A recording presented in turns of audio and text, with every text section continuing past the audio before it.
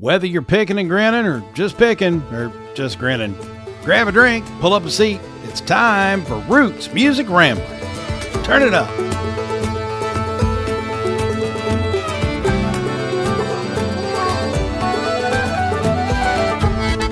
All right, Frank. So I sent you a package. Yes. And it's not anything crazy, but it was one of those things where I came across it in the store and immediately was like, I have to buy this for Francesca.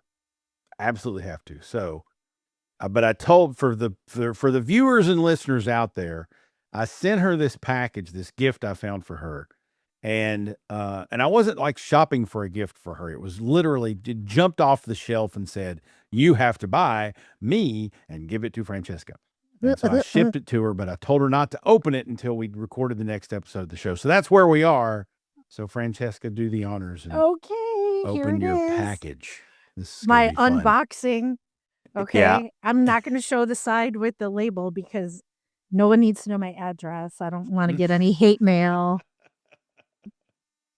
Okay. Oh dear. Do I need like a pocket knife or maybe scissors? I don't know how I don't know how well they packed it. I took it to like the UPS store and had them pack it for me. I mean, just looking at it, I kind of have an idea of what it is. Well, I would hope so. But like with, not any like any more specifically. Okay, right. I'm just going to tear this bitch. Just do it. I did it. Okay. I did it.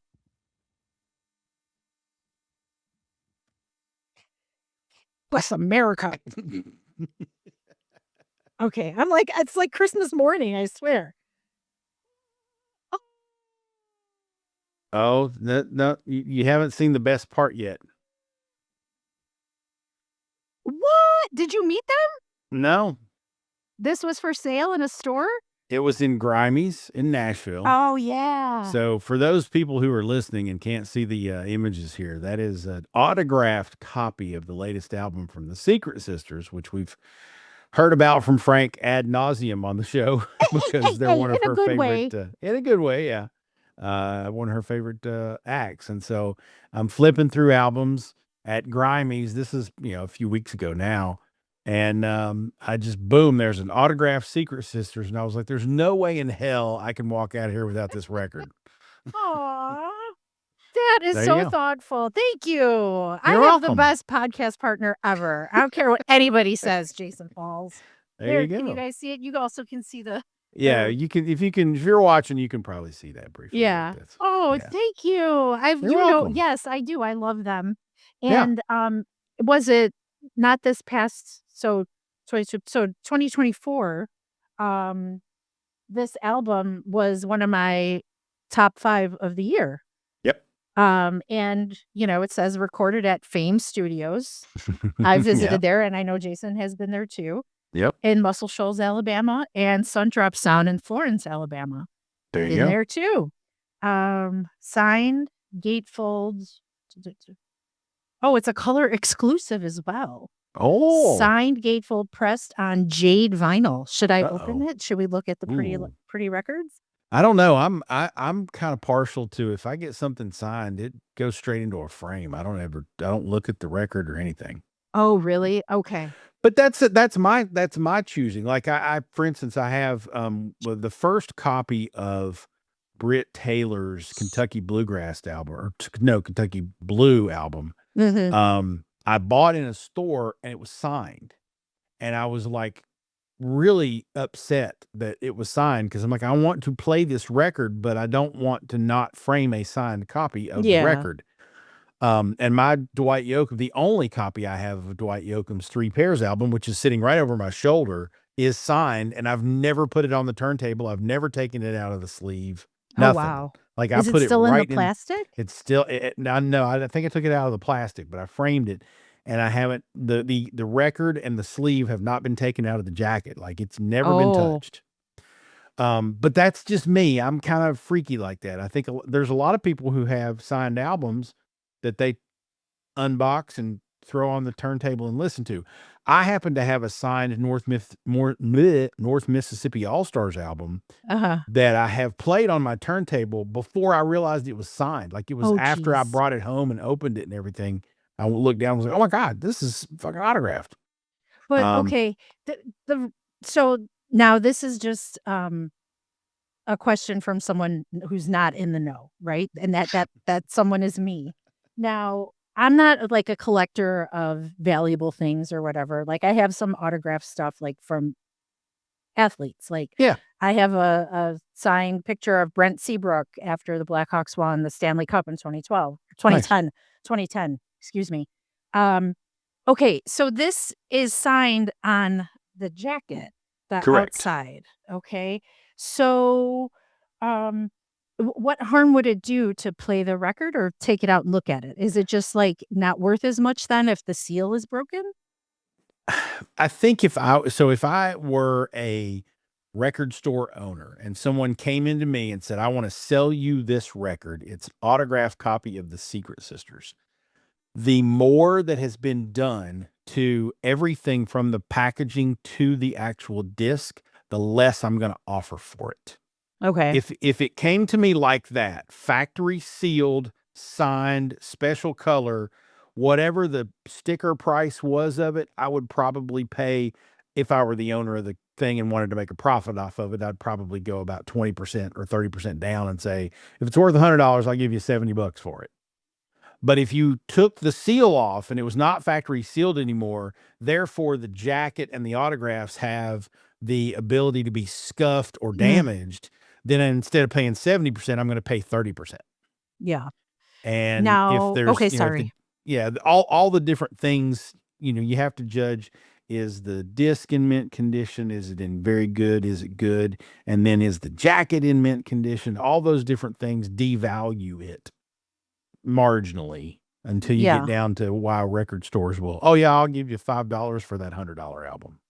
So, Now, what if I already know that I have no intention of trying to sell it or anything? sure, if you do not necessarily think you're ever gonna try to get rid of it or sell it, you don't care how much it's worth, you're just gonna enjoy the medium for what it is, Mhm. do whatever you want to with it. Okay. See, Um, that's where I am. Like, yeah, especially since this was a gift from you, right? sure, Like, I would never, I mean, sure. I would have to be really desperate, like, whatever, to have to sell Hey, a signed album. I know gas shit can prices go up happen. again, you never know. Don't get me started. Um, but yeah, like, I don't, I w just because simply because it was a gift Sure. and it's very thoughtful, and I would not be able to part with it. Right, right.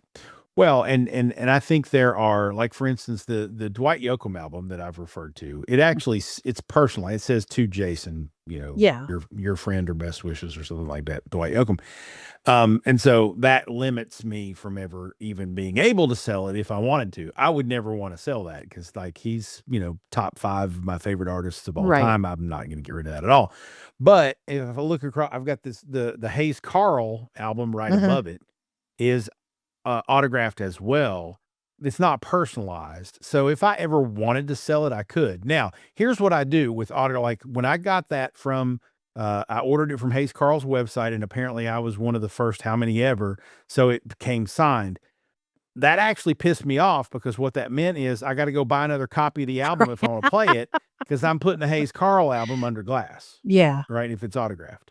So my thing is, if I have an autographed copy of an album, I try to frame it and then I go buy another copy of it to listen to.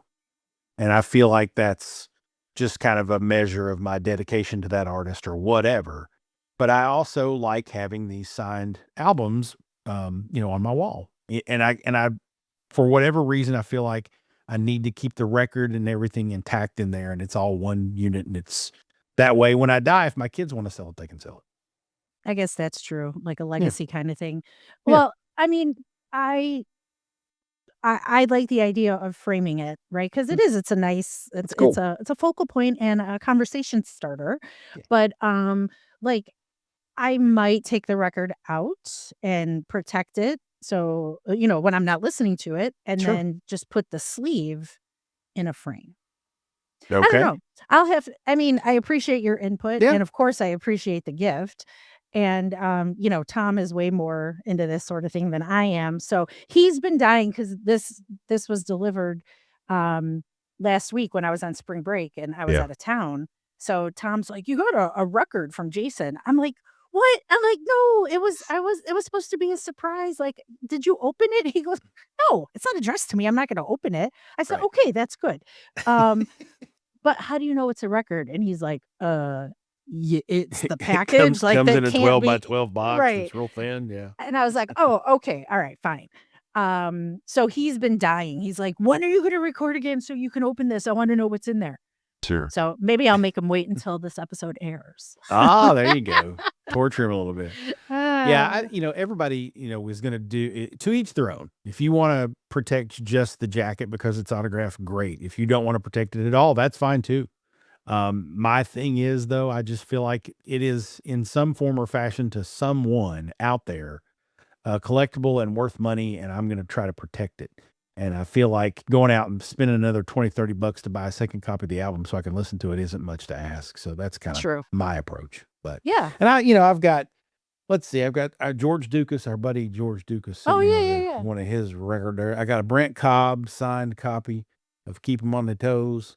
I've got the Britt Taylor thing I told you about, and then I've got Meg McCree, Mm, who I remember I bought the album uh, at a a merch show? table. That's what I was Oh, trying to okay. say.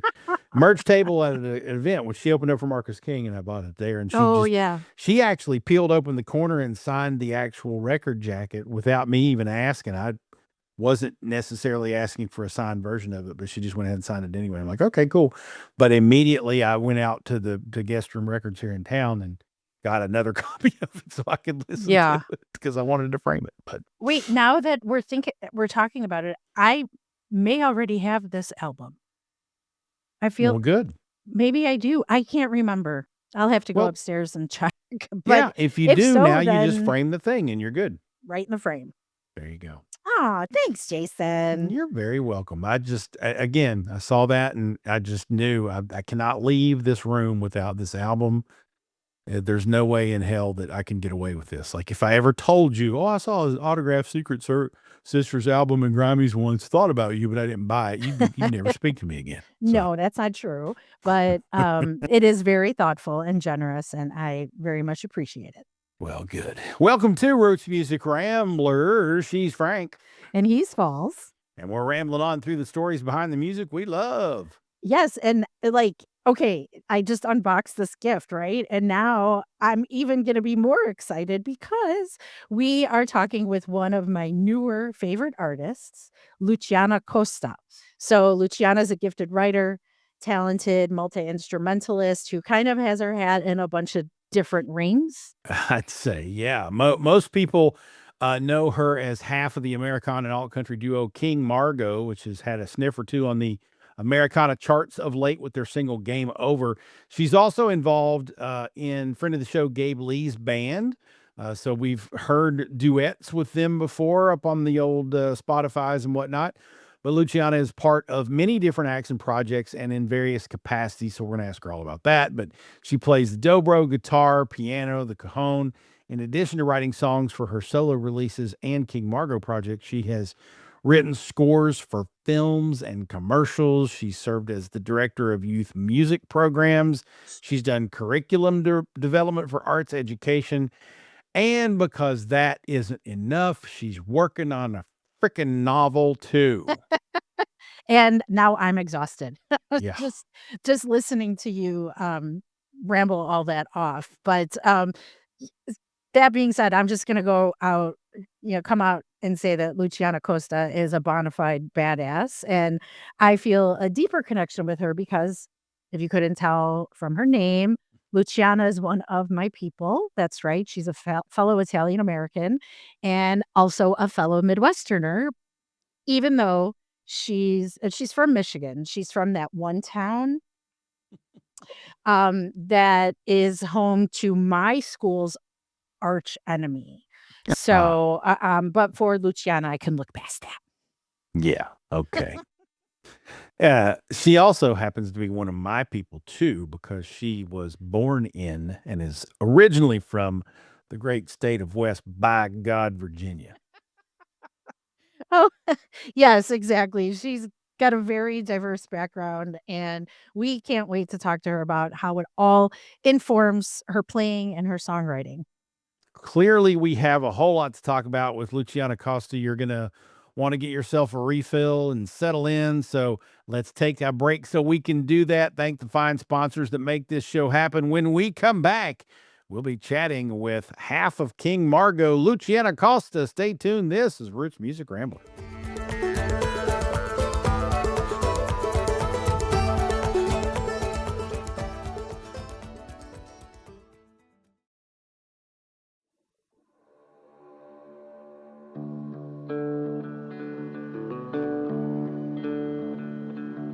Oh, lately I've been feeling like a madman in a crowded room, gone crazy, just chasing my tail while the people talk in the party groups. And I'm on the losing side of company. Your love makes sense to me.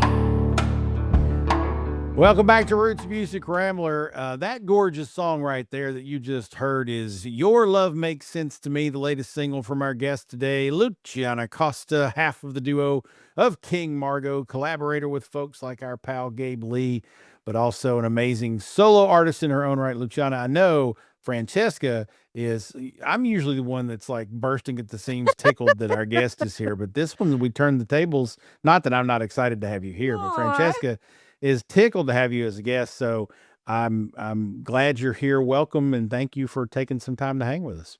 Oh, thank you so much. I've been looking forward to this. Aw. Francesca is my mom's favorite name. I'm shocked my name is not Francesca, so it was fate. I know, and we had to meet, right? We Like, did. it just had to happen. Speaking of names, does anyone call you Luch? Oh, yeah. Yeah, yeah. Really? 100%. That's like Oh, the inner circle. Inner circle calls me Luch for sure. okay. And I just pulled that out of somewhere. So, all Did right. you? Cool. I'm glad I'm on the mark there. All right. So, like Jason said, I am thrilled to be talking with you again. And you are involved in so much. And like, where do we even start? I So, know. how about we start at the beginning? So, Jason and I chatted in the open about you were born in West Virginia, raised in Michigan, currently living in Nashville, other stops in between. So, do you feel that your music and your writing are reflective of all of the places you've called or now call home? Hmm. That's a really good question. Yeah, I mean, I would say so for sure. I'm noticing it more, and we can get into this later. I'm noticing it even more in the book that I've been working on for a long time. So I've been working on a book that very much so. Songwriting, like style wise, yes, just because partly like I was so into country music and I was growing up in Michigan and it was just like not the culture at all. So there is a bit of like when I moved here, it took me a while to move to Nashville. I lived in LA for a while. I had like a work extended work thing in New York City and then I ended up in Nashville. So it was like the last music city that I landed in and it should have been the first, although saying that, I'm glad I have the perspective of living in those other places because it just makes me appreciate here so much more. But yes, it feels like a full circle thing a lot of the time when I'm like living in a town that's so supportive of a certain kind of genre that I was so obsessed with as a kid and felt so ashamed to like admit because it was not cool to like country music at all when I was growing up. It's just like wasn't the thing. So I yeah, I mean, I think it's all just a crazy, like even just touring in general works its way into everyone's music. You know, that's why there's so many road songs. Like we yeah. just sponges, we pick everything up. So yeah, I'm sure it's all in there somehow. So, a couple of things that came to mind while you were answering that question. First of all, I get the sense because it was not cool to like country music where you grew up, and you mentioned growing up in Michigan. I get the sense you didn't stay in West Virginia long Just so I don't puff my chest out too much during this interview, I need to know where in West Virginia you're actually from, and how long did you stay there before you guys moved? Yeah, you're right. We moved when I was very young. So I was born in Okay. Wheeling, West Virginia. And then we moved to Columbus, Ohio when I was 4. So I had a little Okay. Ohio stint. And then when I was 9, we went from Columbus, Ohio to Ann Arbor, Michigan, which is a pipeline some do not survive. Yeah, that's weird. That's Here in just like Colorado, screwy. but yeah.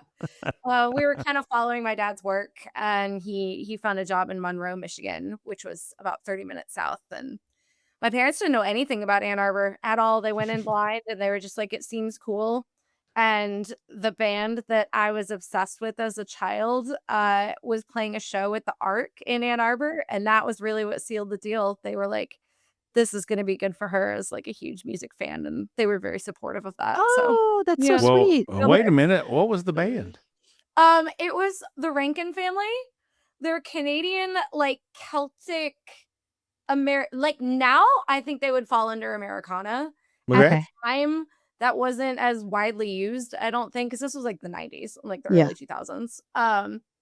Yeah, they were called the Rankin family, and they were 5 siblings out of Nova Scotia. And it was just this blend of like really high energy, like good songs, but just like so melodic, and Wow. the instrumentation to me was really fascinating. Yeah, I don't know. I don't even know how I got into them. My mom would play their tapes in her car. This is dating me all, Yeah. which is fine, but she put the cassettes in her little like bright yellow Toyota Celica, and that's how I learned how to sing harmony. Like she just Wow. same songs that I would sing along, and she was like, "Oh, I didn't know she could do that." And that's how I Oh, learned how to do it was to that band. So yeah, I know most people don't know who they are, but they were so influential to me.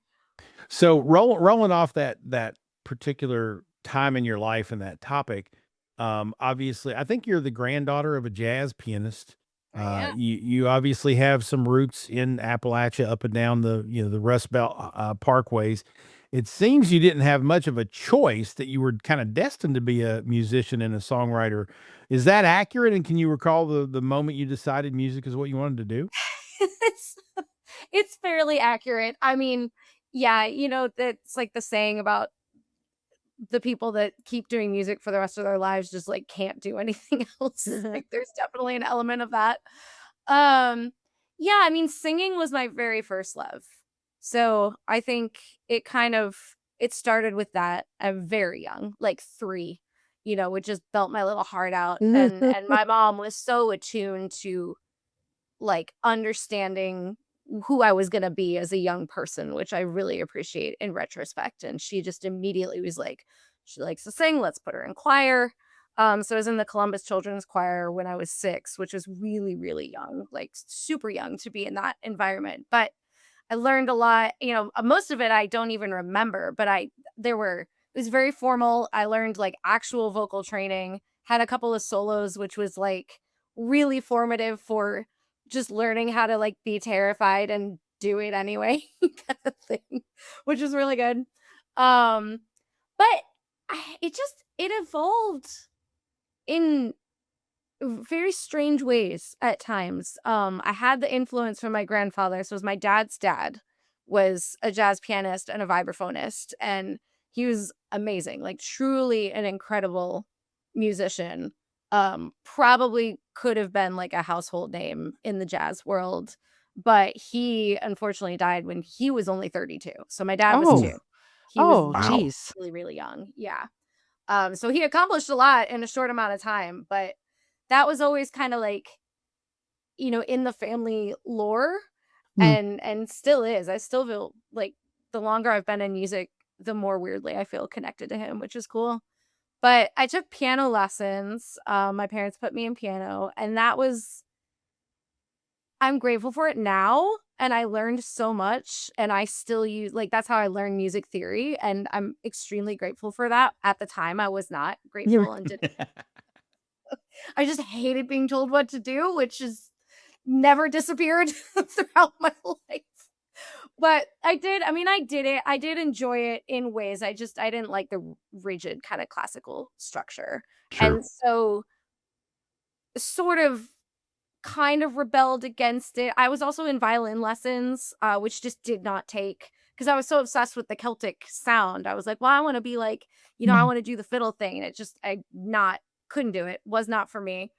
So through all of that, like obviously was gaining a lot of musical experience, but wasn't like in love with any of it yet. And then through the Dixie Chicks at the time, discovered what a dobro was. And that was then it was all over. Then I was like, yes, I want to do this forever. Cool. Yeah, it's the long-winded version, but No, That's what we're here for. yes. it's okay again. I can yap, so Yay! I mean, the name of the show is Roots Music Rambler, right? Like that's what True. we explore. Right? Like we want to know your story. Yeah. That's great. And the Chicks, I mean, yes, that was okay. I'm not going to get too far ahead of myself here, but yes, I can see how that group would be very influential to a young woman, especially playing the instruments that they did, right? The dobro, the banjo. I mean, I don't know. You didn't see a whole lot of women playing either instrument at that 100%. time, right? So I love the part of your story, and you didn't mention this, but I read it where you were playing slide guitar in bars at age 12. I was. Okay. I sure was. All right. So that made me think like my strict Italian American father would never have allowed that. Okay. I mean, I wasn't even allowed to go to, as he called them, rock concerts Yeah. because, they smoked the dope there. So, Don't tell anyone. right. No, we don't. No, of course not. No, children. No, we don't do that. So, that being said, I don't know too many Italians or Italian Americans that are in the same space, right? Americana, singer songwriter. I personally, you talked about growing up in Michigan and loving country music. I grew up in Chicago, as you know. I went to college in Michigan. I went to Michigan State. I know Ann Arbor, whatever. So, but like that was the first time I heard country music. One of my roommates was obsessed. Like she and her mom would go line dancing and stuff. So what kind of music and you did kind of touch on this a little bit with the Rankin family and the Chicks and stuff, but what else would have been on the soundtrack of your childhood? And do your Italian roots play a part in your artistry at all today? Oh, that's such a good question. I love this so much. I mean, I will say I had a very untraditional Italian upbringing. So there is Italian on both sides of my parents' families. They I they had interesting childhoods the way that they grew up, so they kind of had untraditional, like we're bounced around. And I think that like I think they had a more sorry, there's a huge storm rolling in right now. Oh, Hopefully jeez. we'll all be fine. I know the sky just went black. Um, they both had a more traditional Italian upbringing than I did. When they met, it's funny to me the older I get and the more I get to know them as adults and we're all adults, like I am their daughter. Like I am literally my parents' daughter because they met on the road. They were doing like show promotion and kind of street team stuff in Montana at the time, but they love to bounce around and are very independent and very like kind of free thinkers, I guess is how I would describe them. So that being said, it helped me have a really like open-minded childhood, which I'm so grateful for. My mom was like I did take Italian when I was young. And she definitely was intentional about exposing me to like traditional Italian music.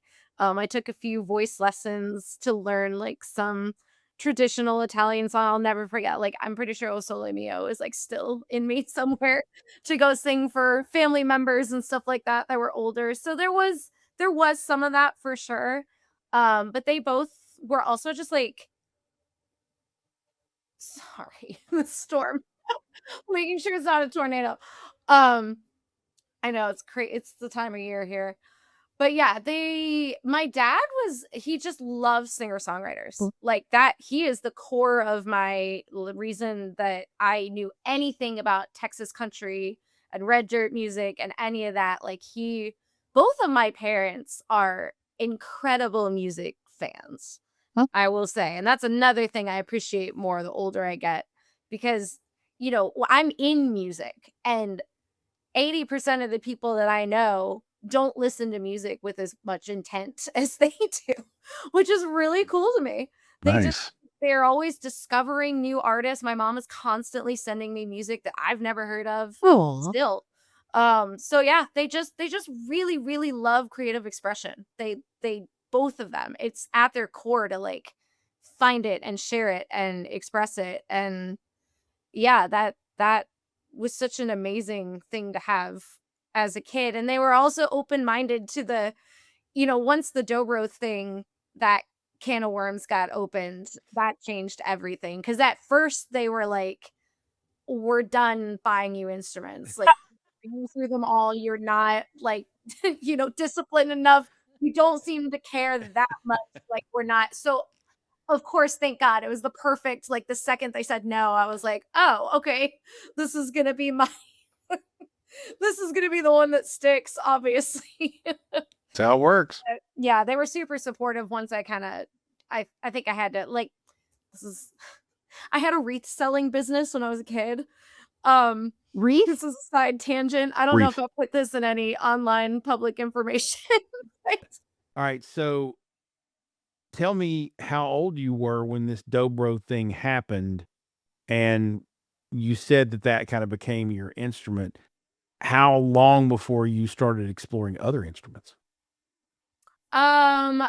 So I was 12, but I would say dobro actually came last, almost last. Regular guitar came very last, in my order of approaching instruments. But yeah, dobro. So I had done like violin, drums, and piano, and like singing in choir and musical theater and all that. So dobro was kind of one of the last to enter the chat. But I was 12. Nice. It changed my life. Okay. Well, we're glad it did, and sent you on the direction that you've been in, which is fantastic. We're going to take a real pause here for a quick break. When we come back, though, we're going to talk with Lucciana Costa about the various bands and projects she's a part of, including King Margo, and what else we can expect to see and hear from her in the near future. In the meantime, we're going to listen to some more great music. Here's Lucciana Costa's track, Swimming Around. Don't go away. This might be, I don't know what it is. This is Roots Music Rambler.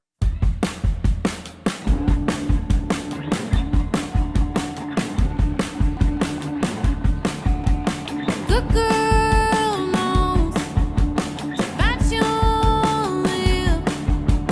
He ain't the one. She ain't the one for me.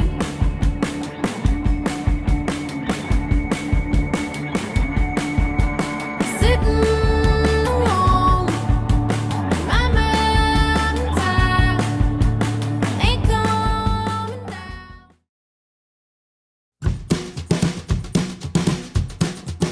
Well, I can't have you, but I can lose you. You're like a piece of gum stuck to my shoe. You're everywhere I go. Well, I can't have you, but I can lose you. What's it gonna take for me to tell you no? Welcome back to Roots Music Rambler. We're apparently brewing up a storm here tonight with Lucciana Costa. The song you just heard is Can't Have You, Can't Lose You, the Gum song by King Margo. As we told you, Lucciana is one half of the duo known as King Margo, and she's here with us.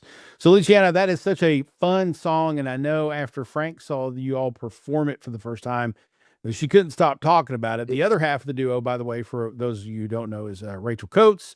I read somewhere, though, that the two of you met in a field in my current home state of Kentucky. Please explain, and how did the King Margo project come about from that? Yes, it sounds very dramatic. We were dropped in a cornfield, and no, we met in a band. We were both hired for the same band for a run of shows. We had a mutual friend from back home, from her hometown. So I grew up in Ann Arbor. She grew up in Toledo, Ohio. So Okay. they were like 40 minutes apart from each other. So we didn't know each other then.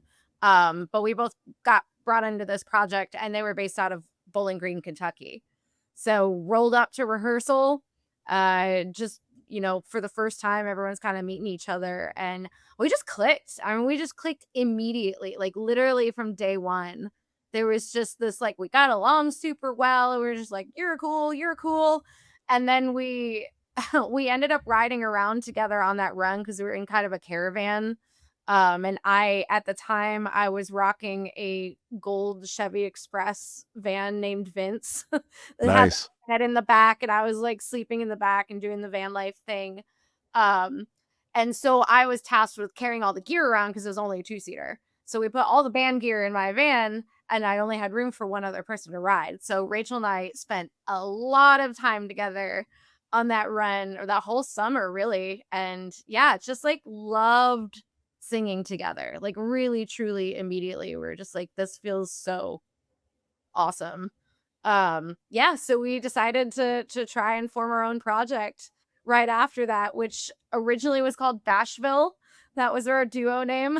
All right. We tried to trademark it, and it was impossible to trademark because so many things are called that here in town. Yeah. Yeah, and we just, we cut our teeth playing at bars and did not know what we were doing, and did the cover thing, and just, it was, we had a running list on our website for a while of like things people said to us that were like kind of compliments but kind of weren't compliments, and we put them on our website. And we just had a lot of fun. I mean, we still have fun. It's just it's been 10 years now, and we've done a lot. Wow. We've done a lot. Yeah. What band in Bowling Green was it? They were called Hoe-Dost. Okay. I don't know them, but Host. okay. Yeah, they're kind of like it's like world music mixed with like rock music kind of thing. It was fun to play. Okay. Playing keys and she was playing bass. Oh, nice. Nice. Yeah. Okay. All right. Cool. Well, King Margo has been my pick in the Grinnin. That's a little segment that we do here on the show. So King Margo has been my pick a couple of times now. And then we mentioned that you play with another friend of the show, Gabe Lee. Y'all are pretty good friends. So are there any other projects or bands that you are a part of or have been? Yeah, I mean, we pretty regularly, so it's King Margo, Gabe, Jason Eady. Oh, yeah. Rachel and I played with him quite a bit. We met him in 2022. So since then, we played with him a bunch, which is the best. He's the best. Has he been on the show? Do y'all know him? He has not, but I believe if We're I'm gonna not see him next mistaken, we're going to weekend. see him next weekend. So yeah. Awesome. Okay, yeah. So we play with him a lot. And then Susan Warner is the other person that will kind of keep in the rotation. Do y'all know her at all? Know the name. Same. Amazing. Like, oh my God, we love her so much. She's just like, I don't even know how to describe her. She's truly a musical genius. If she watches Awesome. this, she's gonna hate that I'm saying this, but like genuinely, she is a genius. We are just lucky she like sums it with us and lets us play with her sometimes. We're like, she plays what they call college chords here in town. Okay. They're just hard. They're just like interesting voicings, and like she just has such a unique style. She plays piano and guitar. And she's hilarious. Like, she's just such a joy to play music with. Nice. Love it. Yeah, those are and then we played with a ton of people, but those are like the regular. We played with Sophie Galt, who I know is just on. Yep. Love Sophie to death. Love her songs. Think she is one of the best writers in town, like genuinely. So we've done some stuff with her and Zach Meadows, like that whole yeah. TNG crew. Love it. Yeah. That's good stuff. Wow. Oh, so you alluded to, and we alluded to in the intro, that you're also working on a novel. So, couple of questions here. First of all, when the fuck do you sleep? Second of all, perhaps more seriously, I guess, is the second question. Tell us a little bit more about the novel, if you can. What's it about, and when can we expect to see it in our dirty little fingers? Oh my God, that question I don't know, and I wish I had an answer to. I sleep a lot, actually. I love to sleep. What I've stopped doing is socializing, which is terrible, and I miss my friends.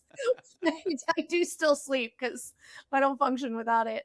Yeah, I mean, so it's my first foray into this process at all. I'm learning so much about it. I truly, my goal is to get it published. and work with an agent and like do it. I will self-publish if that's where it ends up, but I'm going to try to pitch it and like see what happens. Sure. I finished the first draft in November, and that took 6.5 years, which is insane. Now I say that a lot of that was like not doing it for long stretches of time. Like really, I can't work on it when we're on the road. It just Yeah. doesn't work. I've tried and I've done it a little bit here and there, but like the two lifestyles like do not mix for me. I think some people can honestly pull it off. Yeah. But yeah, it's that hits my wall. I'm just like, I can't. It just doesn't come. It's too much output at the same time. But yeah, so I've been doing a course. Essentially, it's like a guided kind of like novel college course. Cool. Work with people, so you get to work with published authors and editors, and they really just like step by step help guide you through the process, which has been so amazing. Because the first draft is like, it's awesome, and you get to tell yourself the story, and it's essentially a multi-point of view climate change drama. Oh, So Okay. it follows 5 different people from different parts of the world, and kind of they all have kind of personal life crises upended by things that are happening with climate change, and then it all culminates when a hurricane hits New York City. So that's like the general idea of the plot. But yeah, it's just been a wild ride. Like lately I'm just in research mode, so I'm literally just spending hours and hours like researching things I never Mm-hmm. thought I'd even think about in my entire life. And it's so the opposite of writing music. It's so like involved and long, it's Yeah. just truly to build something of that scope is I've never done anything like this as a writing project before. But it actually, and it's funny we're talking about like my childhood and stuff, because writing stories and novels was my first love, like even before music. Me and my 2 best friends, we had a novel series called Olympic Dreams that we oh, wrote, and we each had like a sport that we were supposed to write a book for, and we would sit in any of our parents' houses and just write for like hours together. Wow. I Oh, love it's that. adorable to think about in hindsight. That's cool. Yeah, I just love it. I truly, truly love it. What was your sport? Mine was ice skating. Oh, nice. Yeah, and then half of a gymnastics novel. Finished the ice skating, didn't finish the gymnastics. Mine Oh. was sumo wrestling. Did you write about it or did you do it? I don't know. I don't remember. Somehow that one didn't cross our radar. Oh my goodness. We should've. Okay. I love that. I was the same I don't way. even I know was if I answered your always question. writing. Yeah. Yeah, you did. Okay. Okay, so back to the novel. I think there's like a whole like genre, right? It's like cli-fi, I think it's called, There is. right? Yes. And you should see, I'm such a dork. I have a spreadsheet with all the books that I want to read, and it's organized by like fiction, nonfiction, where I can find it. Is it print? Is it audio? Is it digital? Oh my Okay, God. so that my own child makes fun of me because I have this spreadsheet. So when your novel is published, it will be on my TBR because I Oh, do love the cli-fi as well. Dystopia, like that's my favorite. But anyway, we're getting way off track. And so I know. there's I could though easily. Wait. Before you go any further, Luciana, you need to know she does the spreadsheet on the books she wants to read. I keep a spreadsheet of artists I've seen live, where and when. That's awesome. Oh, I love this. So we all have spreadsheets. It's just Yeah, we're nerd. You're in the nerd herd on this show. Oh For my real, God. though. It's who I am, truly. I've been working on a spreadsheet. It's just a chapter outline. That's all it is and it's like I've been working on this for days. Like Yeah. hours. Like it's like a full-time job. I'm looking at this Google Sheets thing of like, this is the most insane thing to do like voluntarily. Like getting paid for like I kind of feel the same way. It's not my Yeah. job. No, I'm doing it but voluntarily, it's but satisfying. yeah, I'm a nerd. Yeah. And Thanks. so that leads perfectly into my next question, because there's one more thing that I did want to ask you about. So I'm an educator myself. Okay. That's my day job. So I learned that you did some work with arts education and curriculum development. So are you still involved in those kinds of endeavors? And what was the impetus for you to take on those kinds of roles and projects? I'm currently not, and I do miss it. I really genuinely do. I mean, honestly, the impetus at the time was I had no experience in teaching at all, and someone asked me if I was willing to do it when I was living in LA, and I was just like, of course, because I was willing to do anything when I Sure. was living out there. I was like, I need income, like absolutely. So the business model was like in-home music lessons for kids age 0 to 6. Oh, So it was truly focused on like, these aren't music lessons, this is engaging with really young kids in a musical way, like that it was supposed to not be super structured and super disciplined, and kind of like, and we ended up working with like some older kids that were special needs but like still fit the criteria for what we were doing.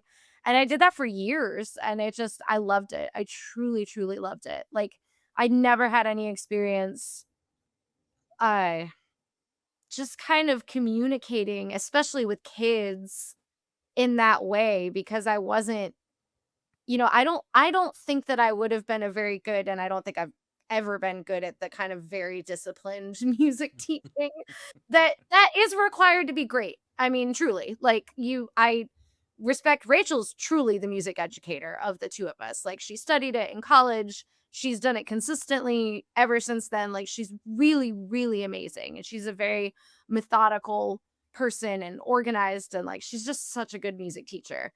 And that I don't think I possess that skill in the same way. But I'm really grateful to have been able to educate in a less structured way, because it's still important. Like, it still mm, matters. And we were able to reach kids that I think would have just kind of not really had those opportunities, because they would have just been yelled at, oh, most of the time in school, or like, we got that feedback a lot where like they were not able to thrive as much in a more structured environment. So, yeah. And then when I was in New York, I was an assistant, like, music educator, and then ran the program for the same camp on their LA campus a few years later. But it's songwriting for teenagers. oh, Ooh. I nice. loved every second of it. It's such a cool gig. I would do it again in a heartbeat. It's just touring kind of took over. The performing side of it took over, but Sure. I do miss it. I really do. That my own Well, teen would be interested in something like that. Like, that sounds yeah. awesome. Yeah. It's called Socapa. SOCAPA. Socapa. Okay. Okay. I'll have Very to look nice. into that. Yeah, both of our daughters would probably enjoy the hell out of that. That's good stuff. Yeah. We've covered a lot of ground in this. We've talked about some solo stuff. We've talked about some King Margo. We've talked about sumo wrestling. We've talked about education. So that's good stuff. And how's the storm brewing there in the Nash Vegas? Chilling out. Well, kind of. The- Sunset. Yeah, the sunset. So the sky should be dark now. We're okay. good. All right. We were worried there for a little bit. We might lose you, but I'm glad the Thor, the god of thunder, decided to subside for a while. Right. Anyway, back to the program. Luciana, please tell our listeners where to find you and your work on them there interwebs. Yeah. So my personal socials are just at Lucciana Costa, which is LUCCIANA. And then King Margo is at King Margo Music on all our socials. And if you want to look up our website, it's just kingmargo.com. Nice. Yeah. Well, we cannot thank you enough for spending some time and chatting with us here on the big program. Folks, be sure to check out the show notes at rootsmusicrambler.com. We've got links to Luciana's songs and whatnot. Let's go out with the latest single from King Margo, Game Over. So is our interview. Be sure to stick around. Our Pickin' the Grinnin segment is coming up next. This is Roots Music Rambler.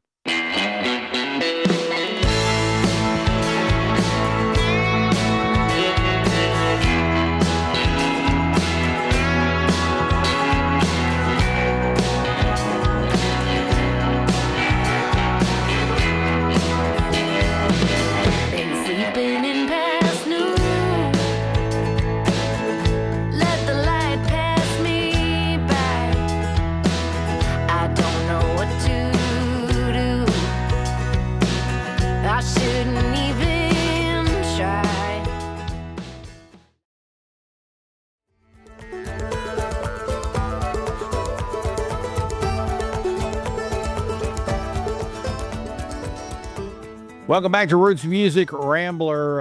How about that Lucciana Costa, huh? That's some good stuff right there.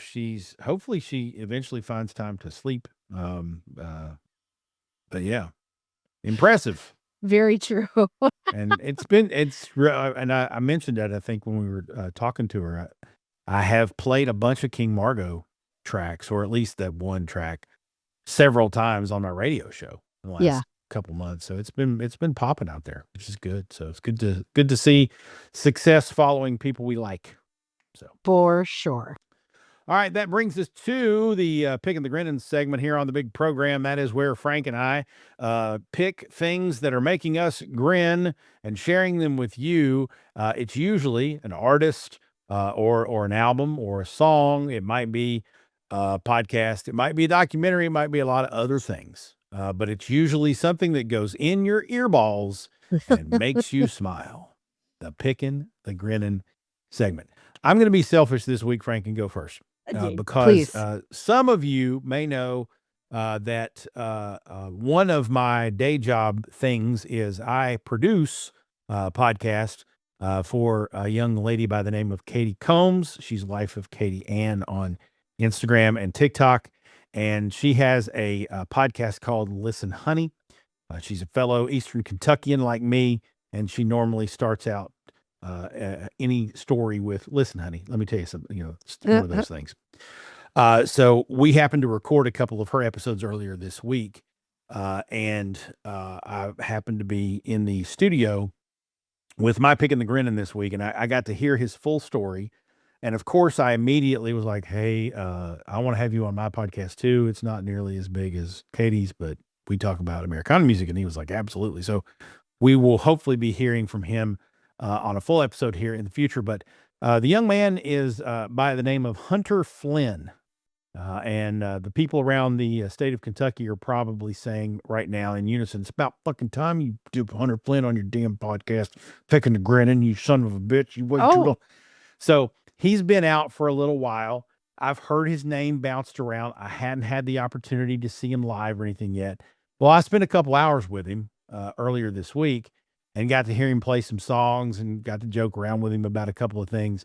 And oh my God, this kid is going places. He is good. He reminds me, and I know we throw this around. I've said it about a couple other people, but if you think about Tyler Childers when he was about 18 years old, when he was still a little shy, but he was still kind of excited about getting in front of people, that's where I think Hunter Flynn is right now. Like, he's got a big smile on his face. He's big wide-eyed about the opportunities that he's getting. He's writing fantastic songs. He's got a really interesting backstory that I will save for the more full edition of the show and let him tell it. But like, he had like a near-death experience and everything. So just craziness. But he's from the Pulaski County, Somerset area of Kentucky, which is about an hour and 15, 20 minutes south of Lexington. And so just on the verge of Eastern Kentucky. He's almost disqualified from being Eastern Kentucky, but I would say it's Eastern Kentucky where he's from. But man, really great songs, really clever songwriter. And I'm really excited for him because I do think in a year or two, we're going to be sitting here going, "Holy shit, he got nominated for a Grammy or whatever." Like, he's got that kind of potential. So Hunter Flynn is my Pickin' the Grinnin'. All right. Well, I look forward to hearing some of his stuff and talking to him soon, hopefully. Yeah, hope so. All right. Good stuff. Well, my pick is another Kentuckian. Yeah. Shocker. I know. It's like, this should be like, I don't know, maybe we should rename the podcast. Anyway. Okay. So my pick this week is someone that I've seen live a few times. I know at least twice, maybe more. And we haven't heard much from him recently. And it makes me sad because he's uber talented. And I am talking about Ian No. And he's from Beattyville, Kentucky. Is that how y'all pronounce it? Beattyville, which is where Montana Hobbs is from the local Honeys. That's what I'm like, why did, and I just drove through Kentucky last week. So I'm like, did I see it on a sign? Like, why is this name familiar? Now I know why. So, yes, Ian No, excellent songwriter, very distinctive voice. Like, he's been compared to Bob Dylan. he's just very like his music is emotional. It makes me emotional. He conveys a lot of emotion in his songwriting and in his delivery and his singing. And I know maybe it was about 3 years ago, maybe a little bit more, he was involved in an accident and was injured, and he had to cancel a tour. Um, and then I just, like, didn't hear anything else about him, and a song of his came up on probably satellite radio not that long ago, and I'm like, "Oh my goodness, where has he been?" So I tried to look it up, and I read something that says at the end of 2024, maybe, that he was putting the finishing touches on a new album. But as far as I know, there's not been anything new released. And I just checked his website, and there are no tour dates scheduled.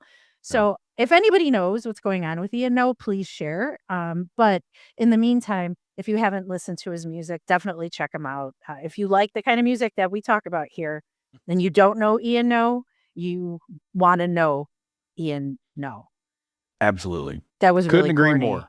Yeah. Good stuff. Ian, no, good stuff. And hopefully there's something new percolating for some reason. But maybe we'll do some phone calling and emailing and see if we can't figure out what's going on there. Because Ian, if you're watching or listening, man, come tell us. Tell us the story. We'd love to hear it. Please. That'd be great. Good stuff. Well, this was a fun episode. I've had a blast. Me too. And I got a present. Yes, you did. Absolutely. Now you got to figure out if you're going to frame it or not. So I know. I got to think. Anyway, Roots Music Rambler is a production of Falls and Partners, copyright 2026. Our theme music, I think is what I'm supposed to talk about now, is Sheepskin and Beeswax by Genta Corum. Join us online at rootsmusicrambler.com and make sure you mash that subscribe or follow button so you remember to join us for the next Hoe-Down and Throwdown. She's Frank. And he's Falls. Whatever you do, kids, ramble on.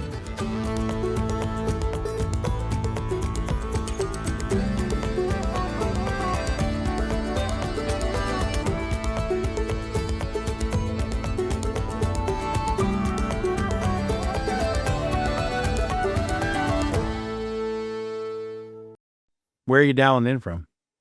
On my internet? No, where are you physically, geographically? Oh, sorry. I'm at my house in Nashville. Oh, okay. I was just there this morning. Oh, you were? No, not at your house. Like that's creepy. Oh my God. Guess I should have qualified that a little bit. I was this morning.